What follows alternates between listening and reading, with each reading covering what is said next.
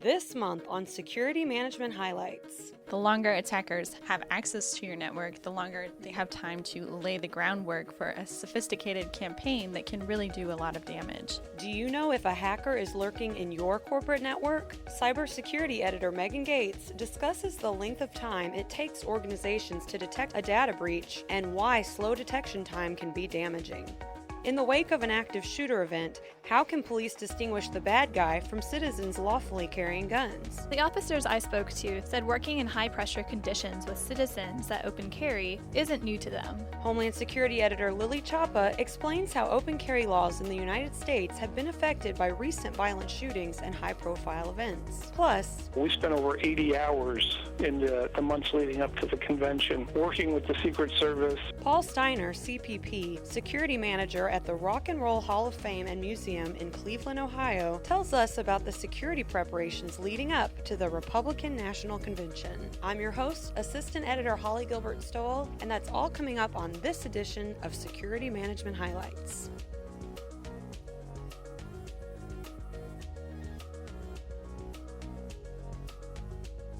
Hackers often have hundreds of days to steal corporate data before the breach is discovered. Cybersecurity editor Megan Gates joins us to talk about how companies can protect their data from these low and slow attacks. Hi, Megan. Thanks for stopping by the podcast. Hey, Holly. Thanks for having me. In this month's cybersecurity column, you cite some frankly shocking numbers about the length of time it takes companies to detect a data breach. How long does it take on average for the attacks to be discovered, and why is this such a problem? Shocking is right, Holly. The global average for time to detection for a data breach is 149 days, and that is significantly lower than the average for Asian companies, which is 520 days, and companies in Europe, the Middle East, and Africa, which are at 469 days. To put this in perspective, Cisco's own time to detection has ranged from 15 to 13 days in the past year. And this is a problem because it gives attackers more time in your network. Think of it like a burglar who breaks into your home, when you're not there. The more time that they have in your house, the more damage they can do, the more things that they could steal. So a cyber attack is the same way. The longer attackers have access to your network, the longer they have time to lay the groundwork for a sophisticated campaign that can really do a lot of damage. Examples of this are the latest string of ransomware attacks that we've seen over the past year, which are expected to continue. And Cisco's 2016 mid-year cybersecurity report, which I referenced for my article, said,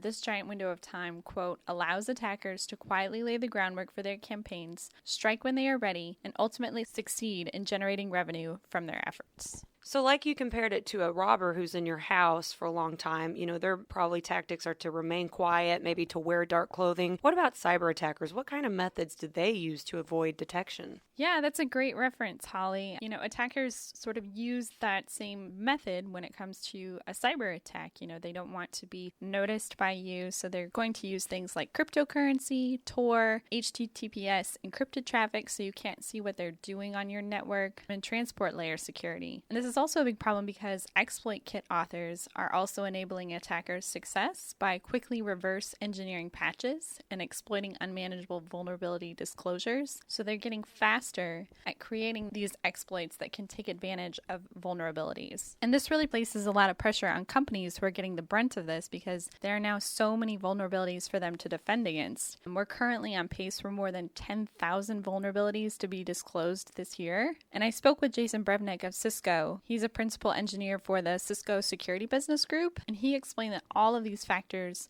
are giving attackers an edge over defenders who are really struggling to keep pace. So what can companies and individuals do to reduce the attack surface and decrease the likelihood of a successful breach? I know a lot of these are probably cybersecurity best practices, but when it comes to protecting data in particular so that it can't be stolen, what can people do? Yeah, so this is one thing that I talked to John Wethington. He's vice president of Americas for Ground Labs, a security software company, about. And he said, one of the best things that companies can do is just to map their data. A lot of companies don't know where their data is or even what they have. So how can they possibly defend it against somebody attacking it or stealing it? He really recommends data mapping, figuring out where your data is, who has access to it, and what sort of security controls you already have in place. use, and then figuring out classifying what data is most sensitive and how to really protect that data from being, stolen in case of a cyber attack. Really sensitive data would include things like intellectual property and your trade secrets, things that you wouldn't want your competitors to get a hold of, and also,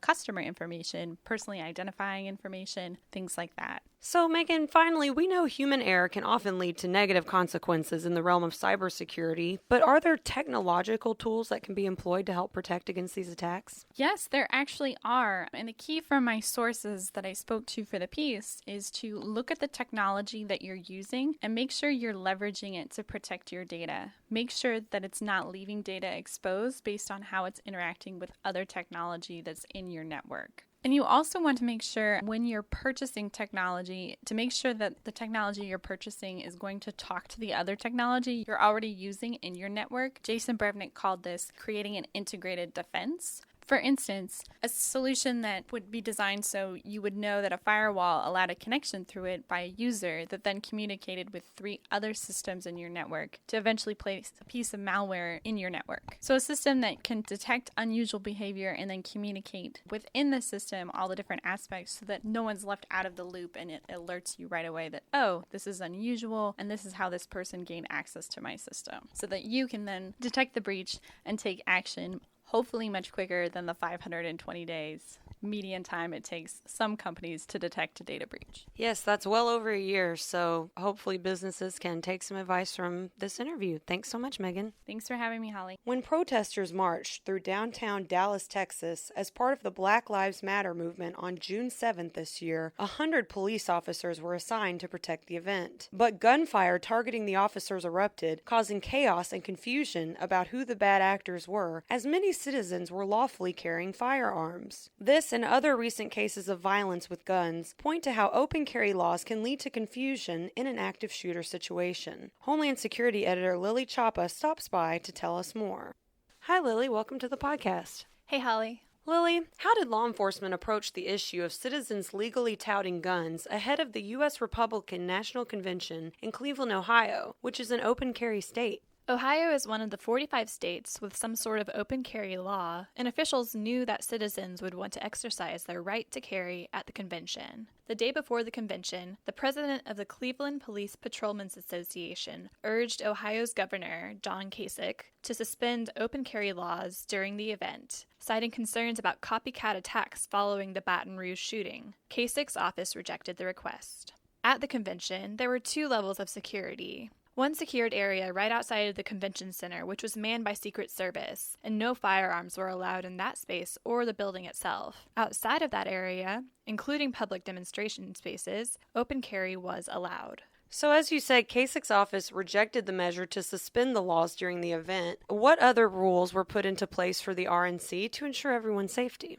Well, the officers I spoke to said working in high-pressure conditions with citizens that open carry isn't new to them. Their rule of thumb is to be highly visible in order to reassure people that nothing dangerous will take place. They also go for a soft approach and engage people who are carrying weapons to communicate that they're present to allow everyone to exercise their rights. Now, you write that after the Dallas shootings that killed 5 police officers, law enforcement struggled to appease citizens' Second Amendment rights while trying to identify the shooter or other potential violent actors. What did that city's police chief do to try to address this difficult issue? Dallas Police Chief David Brown was pretty candid on the issue. He said that officers are doing their best to allow citizens to express their Second Amendment rights, but in situations like the protest and shooting, it's challenging to know who the bad guy is. This is especially true as Texas has recently enacted laws allowing the open carry of handguns on public college campuses. Dallas's mayor suggested creating legislation that would ban open carry during large events. And you write, and this is very important, that police aren't the only ones grappling with this issue of open carry and citizens with guns. One of your sources said fire and EMS first responders are basically helpless when dealing with armed citizens. What else did he say? I spoke with a firefighter in Florida, which is a concealed carry state, and he explained that first responders typically aren't allowed to carry guns on the job. He noted that as first responders, firefighters and EMS personnel encounter mentally unstable people who might pull a gun on them. Their only course of action is to stage a few blocks away and call the police. He told me it's also concerning because first responders in Florida have recently begun to take a more active role in active shooter situations and will follow armed police into the crime scene to assist victims while officers clear the area. There's a push to allow at least one member of every crew to carry a gun if they've had formal training. The first responder I spoke to noted that they don't want to make a judgment of who they should engage with. It's strictly a self-defense scenario. Lily, thanks for stopping by and talking to us about this issue that is definitely an ongoing one. It sure is. Thanks, Holly. When the Republican National Committee chose Cleveland, Ohio to host its 2016 convention, the Rock and Roll Hall of Fame had to make big preparations for the main event. Paul Steiner, CPP, security manager at the Rock and Roll Hall of Fame and Museum, is here to talk about the security preparations for the RNC in July. Hi, Paul. Welcome to the podcast. Thank you. Good afternoon. How are you today? I'm doing well. How are you? I'm doing great. Thanks again so much for being here. You write that a lot of preparation went into hosting the 2016 Republican National Convention, and one can only imagine how much work there was to do beforehand. So what were some of the pre-planning stages and steps that you all took to get ready for the convention? I guess the first thing that came to mind is we just didn't know. These conventions are held every 4 years.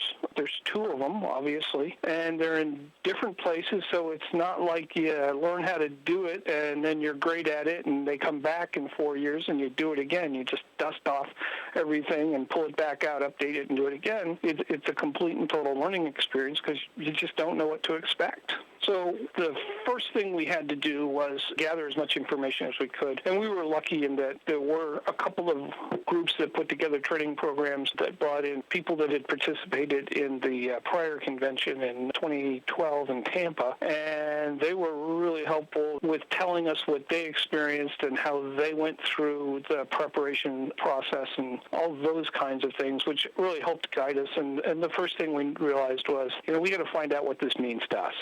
So the Secret Service showed up here in October of 15 and started doing all their site surveying, and that's a very extensive process for them. And as I said in the article, we spent over 80 hours in the months leading up to the convention working with the Secret Service and FEMA and a bunch of other different federal and state local organizations, touring the building, getting them familiar with the building. So every time one of them came out, we started asking questions, and they were very open with what they could be, and then when they couldn't be, they were honest enough to say, listen, I can't talk about that, which was really helpful because it narrowed down the uncertainty for us, and we were able to start building a picture of what was going to happen and what our role was going to be in it. We early on started building a security plan because we wanted to get ahead of the game. I knew that as we got closer, time was going to become a much more valuable commodity than it was in November. In June, it would be much more valuable. So we wanted to get our plan done, written,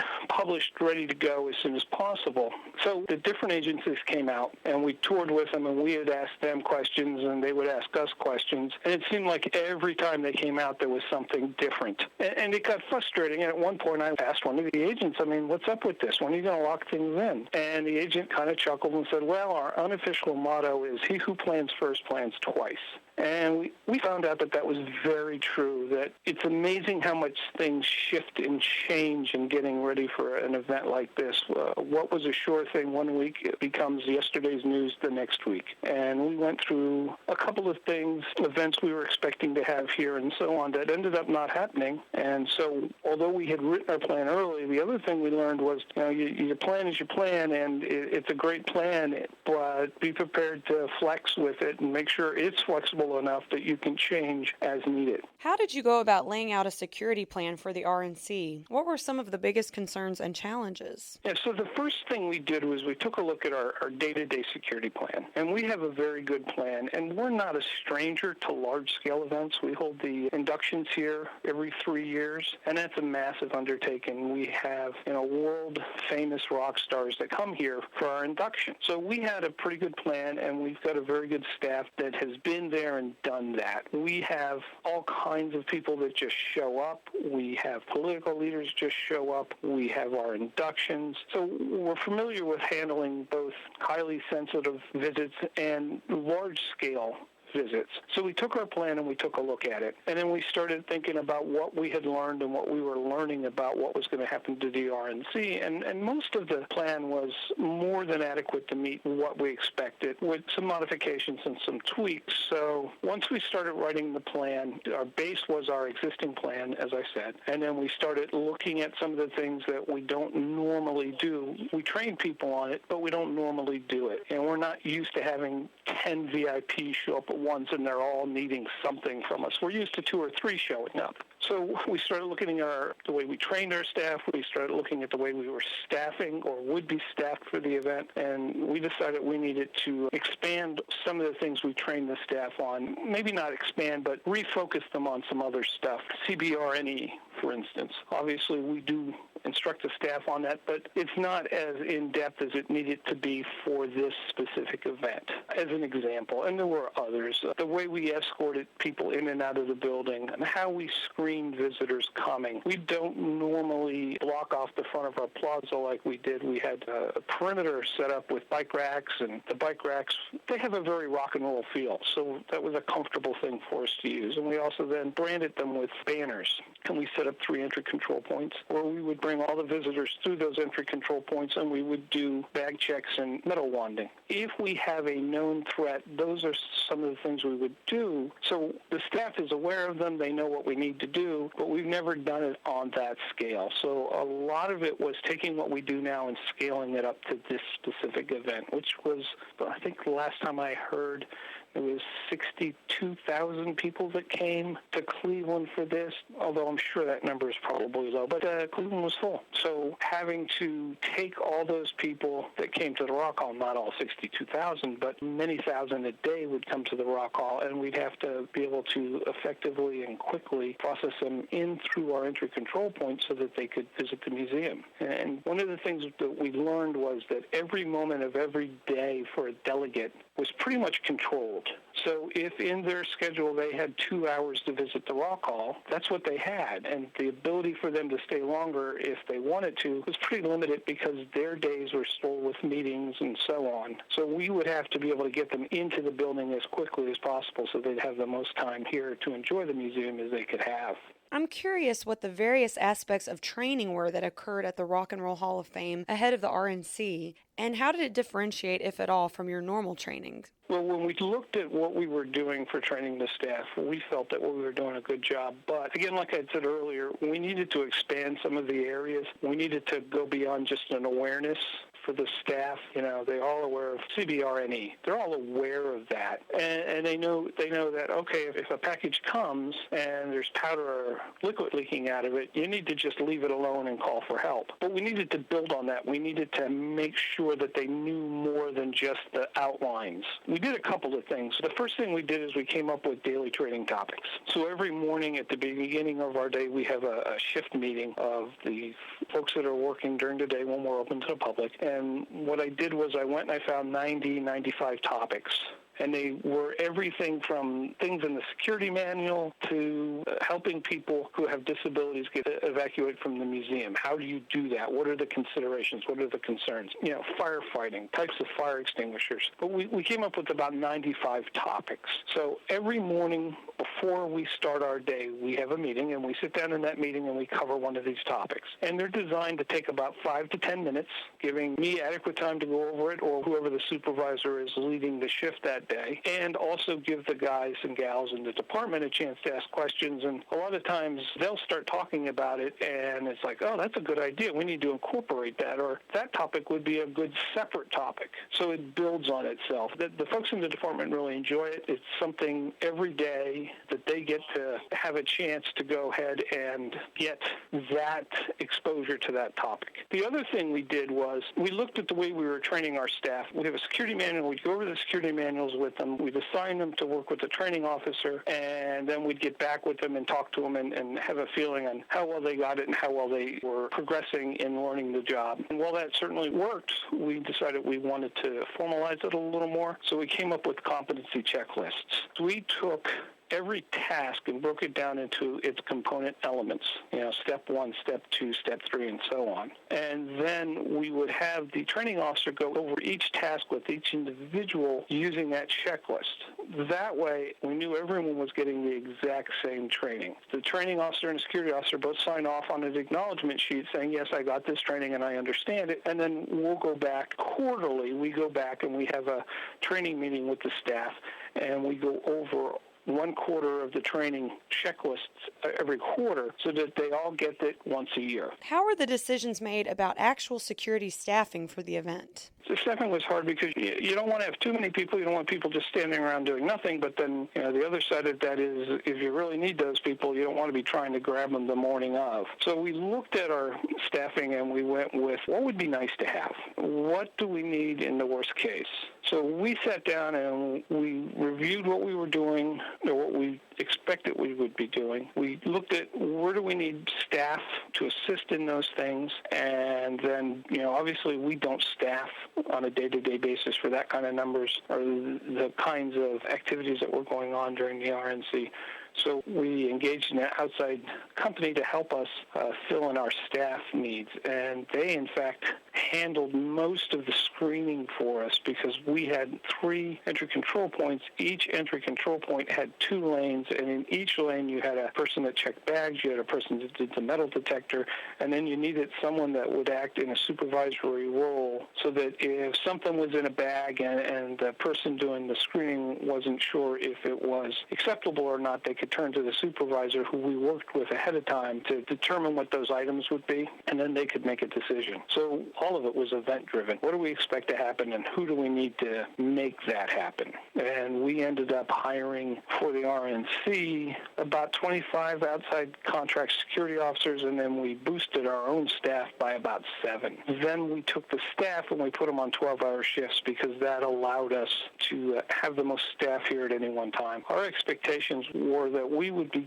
busy from about 7 a.m. to 2 a.m. So that was quite a bit longer than our normal hours. Normally we open at 10 a.m., and although we have security staff here 24/7, we don't have a full shift here. We don't have as many people when we're open at 7 a.m. as we do at 10 a.m. So we needed the extra folks. We were expecting parties, meetings, breakfasts, events going from 7 o'clock in the morning until 2 a.m. in the morning. So finally, tell us how the RNC events all turned out. Were there any lessons learned? The convention for us turned out to be great. We were trained, we were staffed, and we were ready. We had 44 events from Monday to Thursday at the Rock Hall. And normally in that time frame, we might have on a really busy week 5 or 6. So that was a huge number for us. Most of them were in the morning and in the afternoon and then into the evening. As you know, the RNC is a kind of a prime time event. I think it starts at 7 and would go to 11. So during that time, we didn't have a lot going on, but as soon as the convention ended for the night, we would have parties here. Then we would have parties during the day. So we were very successful as far as being able to fill the building and just have a lot of really good events here. Some of the other things that happened was we learned working with the Secret Service turned out to be a lot easier than we had expected it to be. They were very open with us, and they were very willing to help us with whatever was going on. If we had a question, I just had to pick up the phone and call my site agent. If he didn't have an answer right then, he got me an answer within a couple of hours. Some of the welcoming event was down in the North Coast Harbor area. That included us, the Great Lakes Science Center, and Voinovich Park. And it was a huge event. 10,000, 11,000 people came, I believe was the last count I saw. And it was an NSSE area, so we were all fenced in.